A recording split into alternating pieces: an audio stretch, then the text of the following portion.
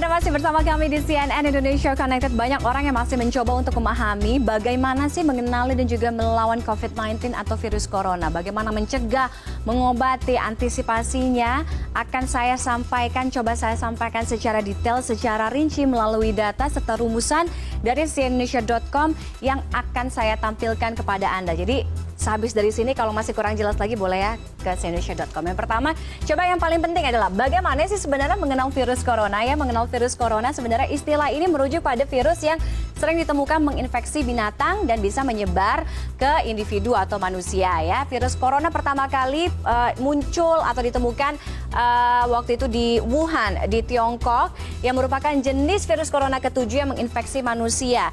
Dan virus corona yang menyerang manusia ini baru ditemukan pada tahun 1960-an. Jadi bukan di 2019 tapi di 1960-an.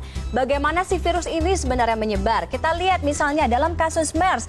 Waktu itu penularannya dari binatang ke manusia, binatangnya unta ke manusia. Kemudian di kasus SARS waktu itu, wabah SARS juga ditularkan dari manusia ke manusia. Jadi antar manusia. Nah, di kasus COVID-19 atau virus corona, ini dugaannya ditularkan dari binatang atau hewan ke manusia. Binatangnya ini sampai sekarang juga masih menjadi pertanyaan besar, yaitu diduganya adalah ular atau juga kelelawar. Nah, penularan dari manusia ke manusia lewat droplet atau partikel air liur ketika si penderita mengalami bersin atau batuk, ya.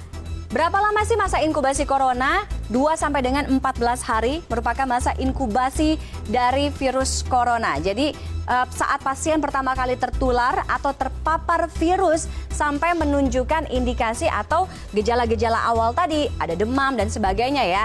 Nah, siapa saja sih orang-orang yang paling berisiko tertular COVID-19? Yang pertama, ini dia, ada lansia berusia 70 tahun ke atas, kemudian orang yang memiliki riwayat penyakit penyerta atau penyakit bawaan, misalnya diabetes atau juga sakit jantung dan lain sebagainya. Kemudian orang yang mengalami atau memiliki riwayat penyakit pneumonia atau sakit pernafasan. Ya, itu tadi. Apakah sudah ada yang sembuh dari COVID-19 atau orang-orang yang tadinya positif udah ada yang sembuh sebenarnya sampai sekarang? Sampai dengan awal Maret, banyak sekali yang sembuh. Lebih dari 51.000 orang dari total 92.000 lebih penderita sudah dinyatakan sembuh. Artinya lebih dari 50% sudah dinyatakan sembuh. Tapi jumlah pasien sembuh bertambah setiap harinya, kita harapkan tentunya juga yang ada di Indonesia. Lalu, kita tahu beberapa waktu yang lalu WHO juga sudah memberlakukan status pandemi global untuk COVID-19. Ya, ini jadi pandemi atau wabah yang meluas ke berbagai negara, tidak hanya satu benua tapi beberapa benua. Nah, kriterianya adalah virus pertama menyebabkan kematian. Penularan virus dari orang ke orang terus berlanjut tidak terkendali dan virus hampir menyebar ke seluruh dunia. Itu tadi mengenal awal virus corona. Nah, mencegahnya seperti apa? Yang pertama gampang banget, rajin-rajin cuci tangan ya. Jadi sekarang kalau misalnya biasa cuci tangan kalau makan aja, sekarang sering-sering cuci tangan. Minimal 30 menit sekali, 1 jam sekali kalau Anda beraktivitas cuci tangan. Kalau misalnya nggak memungkinkan cuci tangan, bawa deh hand sanitizer ya. Hand sanitizer taruh di kantong, taruh di tas, di mana aja. Tapi harus ada minimum atau minimal kadar alkohol yaitu 60%. Yang paling penting juga adalah social distancing. Jadi social distancing, jaga jarak antara satu orang dengan orang yang lain.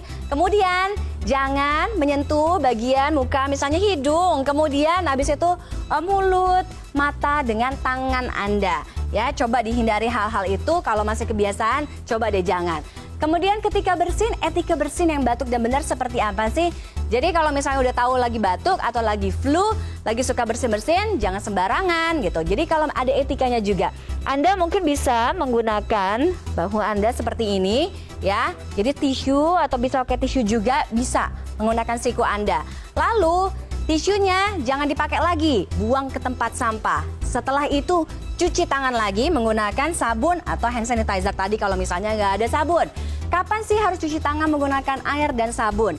Saat secara kasat mata tangan terlihat kotor, buang air, batuk, bersin, kontak mungkin atau berinteraksi dengan orang yang sakit, sebelum makan, setelah menggunakan toilet gitu, setelah bersentuhan dengan hewan, rajin-rajin cuci tangan.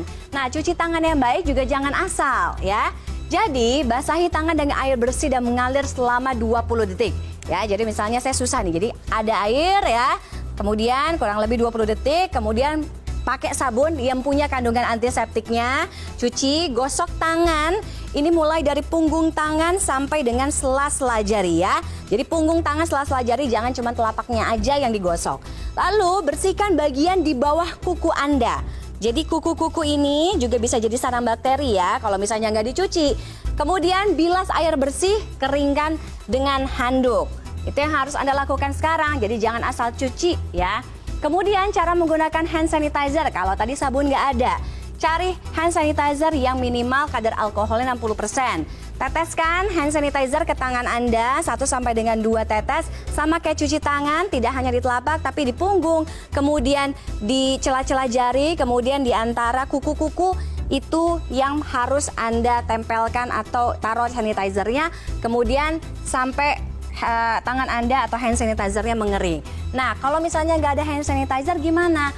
WHO memberikan formulasi untuk membuat hand sanitizer sendiri. Ini caranya ya. Masukkan ke dalam wadah 1000 ml, tuangkan ke 3 bahan, ada isopropil, alkohol, hidrogen peroksida, dan juga gliserol. Tambahkan air, kocok perlahan supaya semuanya kecampur, jadi gampang banget. Nah, perlu nggak sih sebenarnya menggunakan masker? Ya, masker sebenarnya hanya digunakan dalam kondisi kalau misalnya Anda memang merasa Anda sakit ya. Itu harus Anda gunakan. Atau Anda hanya perlu masker saat menangani pasien yang punya gejala COVID-19. Yang paling penting, jangan gunakan masker lebih dari 1 kali. Ya, jadi juga ada masanya paling 4-6 jam, habis itu ganti dengan yang baru. Buang, habis setelah itu jangan pernah ditaruh di mana-mana, takut orang lain pakai. Kemudian bagaimana dengan barang-barang? Belum diketahui pasti berapa lama virus bertahan sih sebenarnya di benda mati. Diperkirakan sih nempelnya beberapa jam. Tapi virus bisa dibersihkan dengan disinfektan sederhana. Makanya sekarang semprot di mana-mana disinfektan.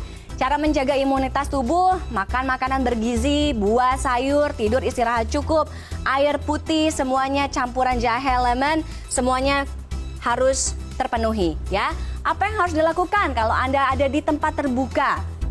Udah dibilang social distancing. Kalau kepaksa banget keluar, tetap social distancing ya. Jadi jaga jarak antar orang, kurangi kontak dengan pintu, cuci tangan, tadi waspada meletakkan tas di lantai bus, kereta, atau kendaraan-kendaraan atau angkutan umum, hindari mengeluarkan telepon genggam, atau Anda bisa nih sebenarnya lap-lap gitu ya, bersihin HP Anda atau gadget Anda dengan alkohol. Banyak juga kok dijual di apotek sekarang ya. Tidak ngemil di transportasi umum untuk menghindari kontaminasi dari tangan ya. Social distancing itu perlu jaga jarak antara satu orang dengan orang yang lain. Kenapa penting? Untuk menghindari hal-hal atau virus-virus penyakit ini bisa menular. Ini kenapa penting? Karena kapasitas rumah sakit tanpa intervensi kebijakan ini bisa saja terjadi periode saat pasien tidak tertangani tenaga medis seperti di Italia. Nah, dengan intervensi kebijakan, wabah tetap terjadi tapi tak terkendali dan tidak menyebabkan korban jiwa lebih banyak seperti misalnya di Singapura. Bentuknya seperti apa? Kurang lebih seperti ini, jaga jarak sampai 1-2 meter, kemudian jauhi kerumunan, jangan berjabat tangan, kurangi frekuensi untuk pergi ke tempat-tempat yang ramai. Itu tadi ya. Berikutnya, cara mengobati corona itu seperti apa sih? Gejala orang-orang yang terkena virus corona atau COVID-19. Yang paling umum sih kalau misalnya Anda mengalami demam, kemudian batuk, ada sakit kepala, dan yang paling penting sesak nafas. Tapi sesak nafasnya yang berat banget, yang nggak biasa. Nah, hanya sedikit pasien COVID-19 yang melaporkan katanya ada sakit tenggorokan, flu atau pilek, bersin-bersin, kemudian ada juga yang muntah-muntah. Apa yang harus dilakukan Anda kalau misalnya punya gejala-gejala yang tadi? Tetap di rumah, self-isolated jika kondisi badan tidak fit agar tidak menulari orang lain. Pakai masker, jaga etika bersin, batuk. Hubungi hotline Kemenkes, ada nomornya 021 521 0411 dan 08 12 12 12 3119. Kasih tahu lengkap bagaimana kondisi fisik Anda, kemudian riwayat perjalanan Anda seperti apa, kemudian nanti petugas medis atau pihak rumah sakit, pihak yang berwenang akan mengarahkan Anda untuk mendapatkan tindakan yang tepat ya.